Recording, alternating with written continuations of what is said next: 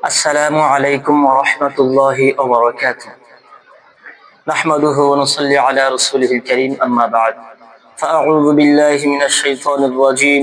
بسم الله الرحمن الرحيم. ويل لكل همزة لمزة الذي جمع مالا وعددا يحسب أن ماله أخلدا. صدق الله العظيم.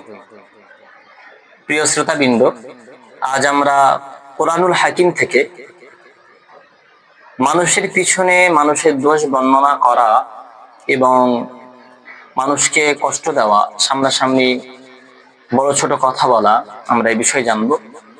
কেননা অনেকেই বলে থাকেন যে আমি যা বলি মানুষকে সামনাসামনি বলি। এই যে সামনাসামনি বলাটা এটাও ঠিক নয়। কেননা যে কথা বললে একজন ব্যক্তি কষ্ট পায়, মনে ব্যথা পায়, মনে ব্যথা পাওয়াওয়ালা কথা ইসলাম পছন্দ করে না। এ বিষয়ে কোরআনুল হাকিম কি বলছে আমরা ফলো করব।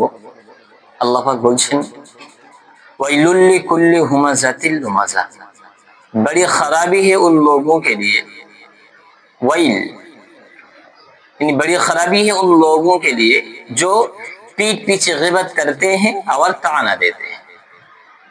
यानी যে সকল ব্যক্তিরা মানুষের পিছনে তার দোষকে বলে বলে বেড়ায় এবং মানুষের সামনে তাকে নিন্দা করে, মানুষের সামনে তার দোষ কেমন ভাবে বলে সে কষ্ট পায়, এই ব্যক্তিদের জন্য আল্লাহ পাক বড় দুঃখের সংবাদ বলছেন। ওয়াইল একটি জাহান্নামের উপত্যকার নাম। তো আল্লাহ পাক বলছেন বড় দুঃখের সংবাদ তাদের জন্য যারা মানুষের পিছনে তার দোষকে বলে বেড়ায় এবং মানুষ তার সম্মুখে তারা এমন নিন্দা করে, এমন কথা বলে সে মনে কষ্ট পায়। তাহলে জানলাম মনে কষ্ট দেনেওয়ালা এবং গীবত করনেওয়ালা দুজনের জন্য বড় দুঃখের সংবাদ আল্লাহ বললেন।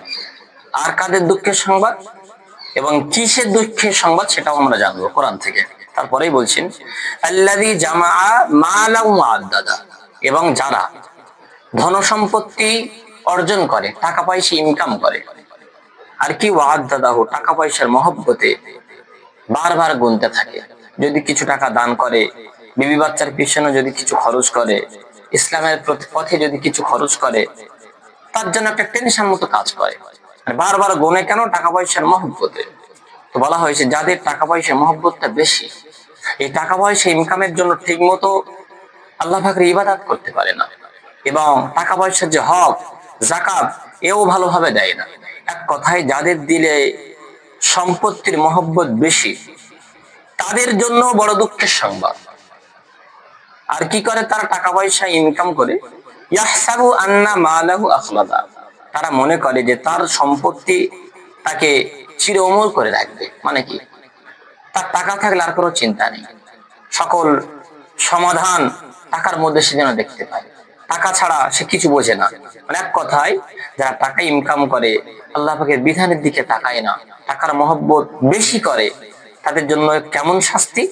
কাল্লা লা ইউমবাদান্না ফিল হুতাম, তারা যেটা মনে করে যে টাকা থাকলে তার সকল সমস্যার সমাধান হয়ে যাবে, সকল অসুবিধা দূর হয়ে যাবে। কাল্লা, কখনোই নয়, এটা কখনোই হবে না। লা ইউমবাদান্না, অবশ্যই এই তিন শ্রেণী ব্যক্তিকে, টাকাকে বেশি মহব্বতকারী, মানুষের সামনে নিন্দাকারী, মানুষের পিছনে দোষ বর্ণনাকারী, তিনজনকে লা ইউমবাদান্না ফিল হুতামা, জাহান্নামের মধ্যে নিক্ষিপ্ত করা হবে। হুতামাটা কি? কেমন জাহান্নাম?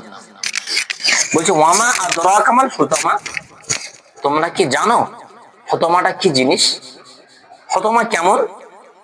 নারুল্লাহিল মুকাদা, হুতামা হলো আল্লাহ পাকের প্রজ্বলিত আগুন।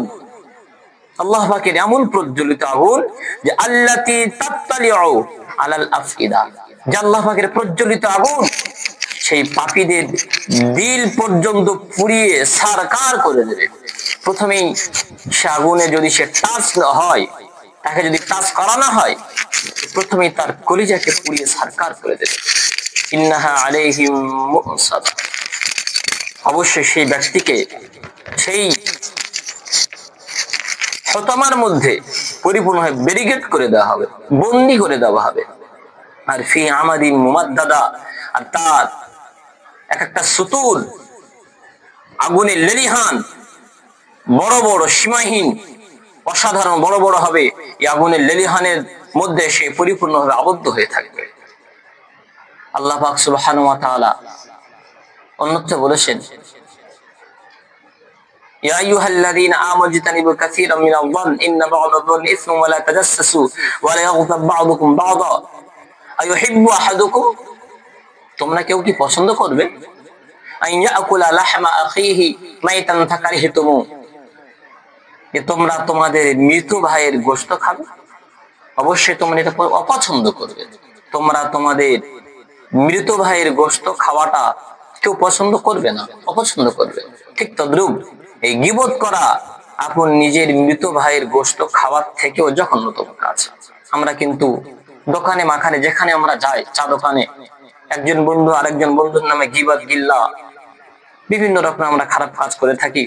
সেজন্য আমরা চেষ্টা করব সর্বরকমের গীবত গিল্লা থেকে দূরে থাকার, এবং যতটা পারা যায় কোনো মানুষের সামনে আমরা তাকে এমন কথা বলবো না সে যে মনে কষ্ট পাবে, ব্যথা পাবে, এ কথাও আমরা বলবো না।